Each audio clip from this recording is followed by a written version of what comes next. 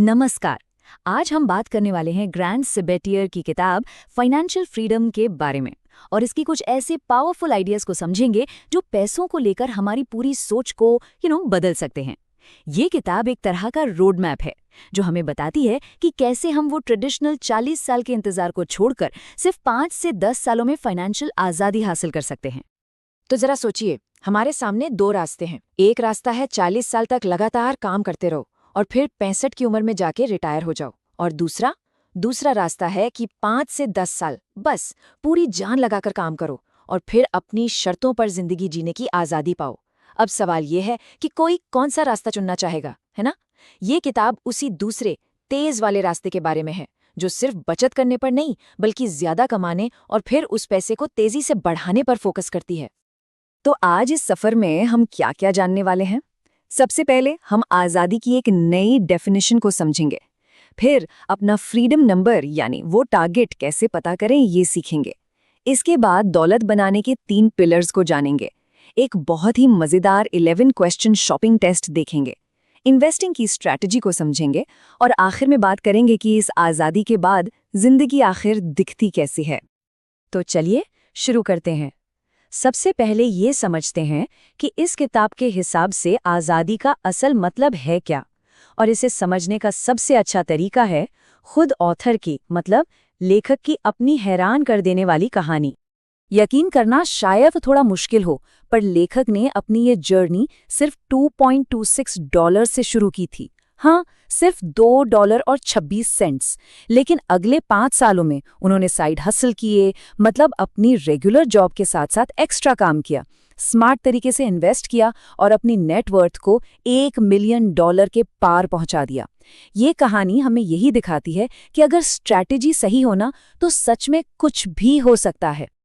तो financial freedom का मतलब ये बिल्कुल नहीं है कि लाखों करोड़ों कमा लिए या फिर काम करना ही छोड़ दिया। नहीं, इसका असली मतलब है अपने इन्वेस्टमेंट से इतनी पैसिव इनकम बनाना कि आपके सारे जरूरी खर्चे अपने आप निकलते रहें। ये पैसे की नहीं बल्कि समय और चॉइस की आज़ादी है। मतलब कोई अपनी मर्जी से काम करे, मजबूरी में नहीं। ठीक है, तो अब जब हमें मंजिल समझ आ गई है तो अगला सवाल क्या होगा? यही कि वहां तक पहुंचने के लिए आखिर कितना पैसा चाहिए। चलिए अब अपना पर्सनल टारगेट यानी फ्रीडम नंबर पता करते हैं। और सच कहूं तो ये सबसे जरूरी सवाल है। सोचिए, जब तक हमें ये पता ही ना हो कि जाना कहाँ है तो हम रास्ता कैसे बनाएंगे? ये फ्रीडम नंबर हर किसी के लिए अलग अलग होता है और इसे जानना इस पूरे सफर का पहला और सबसे जरूरी स्टेप है। तो इस सफर में अपनी प्रोग्रेस को ट्रैक करने का सबसे अच्छा तरीका है नेटवर्थ। ये बहुत सिंपल है। ये आपकी सारी एसेट्स यानी संपत्ति और आपकी सारी लाइबिलिटीज यानी कर्ज का सीधा सा हिसाब है। आसान भाषा में कहें तो ये आपकी फाइनेंशियल हेल्थ का एक स्नैपशॉट है जो बताता है कि आप आज ठीक कहाँ खड़े हैं। और इसे कैलकुलेट करना भी बहुत ही आसान है। बस एक लिस्ट बनाइए। एक तरफ अपनी सारी संपत्ति लिखिए, मतलब जो कुछ भी आपके पास है, और दूसरी तरफ सारा कर्ज जो आपको देना है। बस फिर अपनी संपत्ति में से कर्ज को घटा दीजिए। जो नंबर बचा वही आपकी नेटवर्थ है और यही इस यात्रा का आपका स्टार्टिंग पॉइंट है। बहुत बढ़िया। तो अब आते हैं इस किताब की सीक्रेट सॉस पर, मतलब उस स्ट्रैटेजी पर जो तेजी से दौलत बनाने में मदद करती है। ये पूरी स्ट्रैटेजी 3 मजबूत पिलर्स पर टिकी हुई है। ये 3 पिलर्स हैं। पहला, अपनी इनकम को जितना हो सके मैक्सिमाइज करना। दूसरा, अपने खर्चों को जितना हो सके मिनिमाइज करना। और तीसरा, जो पैसा बच रहा है उसे समझदारी से इन्वेस्ट करना। सच मानिए, वेल्थ क्रिएशन का पूरा खेल इन्हीं 3 रूल्स के आसपास घूमता है। तो पहला पिलर है अपनी इनकम को मैक्सिमाइज करना। इसमें क्या क्या आता है? अपनी 9 to 5 वाली जॉब में प्रमोशन और सैलरी हाई के लिए मेहनत करना, अपने किसी स्किल जैसे राइटिंग, डिजाइनिंग या कोडिंग से एक साइड हसल शुरू करना और धीरे धीरे इनकम के कई रास्ते बनाना ताकि किसी एक इनकम सोर्स पे डिपेंडेंट न रहना पड़े। दूसरा पिलर है स्मार्ट तरीके से खर्च करना। अब यहाँ बात छोटी छोटी चीजों पर कटौती करने की नहीं हो रही है, बल्कि फोकस है जिंदगी के 3 सबसे बड़े खर्चों पर: घर, गाड़ी और खाना। क्योंकि इन 3 जगहों पर की गई थोड़ी सी भी बचत एक बहुत बड़ा फर्क ला सकती है। और इन्हीं खर्चों को कंट्रोल करने के लिए किताब एक बहुत ही शानदार टूल देती है जिसे कहते हैं 11 क्वेश्चन बाइंग टेस्ट। मतलब कोई भी बड़ी चीज खरीदने से पहले खुद से ये सवाल पूछने हैं। चलिए इसके 3 सबसे पावरफुल सवालों पर एक नजर डालते हैं। पहला सवाल, किसी भी चीज की कीमत को रुपयों में मत देखिए, बल्कि उसे अपनी जिंदगी के उन घंटों में देखिए जो उसे कमाने में लगे। सोचिए, एक 50,000 का फोन सिर्फ 50,000 का नहीं है, वो शायद आपकी जिंदगी के 200 घंटे हैं जो आपने काम करके कमाए।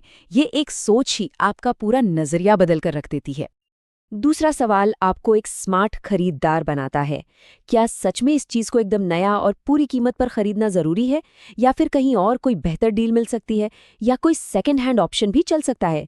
ये सवाल इम्पल्स बाइंग पर, मतलब बिना सोचे समझे की गई खरीदारी पर एक ब्रेक लगा देता है। और ये तीसरा सवाल, ये खर्च को एक इन्वेस्टमेंट की तरह देखने में मदद करता है। सवाल ये है कि क्या ये खरीदारी भविष्य में आपका समय बचाएगी? जैसे अगर एक वॉशिंग मशीन हर हफ्ते आपके 3 घंटे बचा रही है, तो वो सिर्फ एक मशीन नहीं है, वो असल में भविष्य के लिए समय खरीदने का एक इन्वेस्टमेंट है। और अब हम आते हैं तीसरे और सबसे जरूरी पिलर पर। देखिए, सिर्फ पैसा बचाना काफी नहीं है, उस पैसे को अपने लिए काम पर लगाना होगा। असली दौलत यहीं से बननी शुरू होती है। किताब में एक बहुत ही सिंपल इन्वेस्टमेंट स्ट्रैटेजी बताई गई है। नंबर 1, जितनी जल्दी हो सके इन्वेस्ट करना शुरू करें। नंबर 2, जितना ज्यादा हो सके उतना इन्वेस्ट करें। नंबर 3, अपने पैसे को इंडेक्स फंड जैसी कम लागत वाली जगहों पर लगाएं। इससे क्या होता है कि आपका पैसा अपने आप मार्केट की बड़ी बड़ी कंपनियों में बढ़ जाता है और रिस्क कम हो जाता है। और हाँ, फीस और टैक्स बचाएं और हर महीने अपने आप इन्वेस्टमेंट हो जाए, ऐसा एक सिस्टम सेट कर दें। और आखिर में, ये पूरी मेहनत कैसे करनी है, इससे भी ज्यादा जरूरी सवाल ये है कि ये क्यों करनी है। फाइनेंशियल फ्रीडम हासिल करने का असली मकसद आखिर है क्या? ये एक लाइन इस किताब का आप कह सकते हैं पूरा सार है। पैसा तो आता जाता रहता है ना, उसे दोबारा कमाया जा सकता है, लेकिन जो समय एक बार चला गया वो कभी वापस नहीं आता। हमारी असली दौलत पैसा नहीं, हमारा समय है। तो मैं आपको इसी एक सवाल के साथ छोड़ना चाहता हूँ।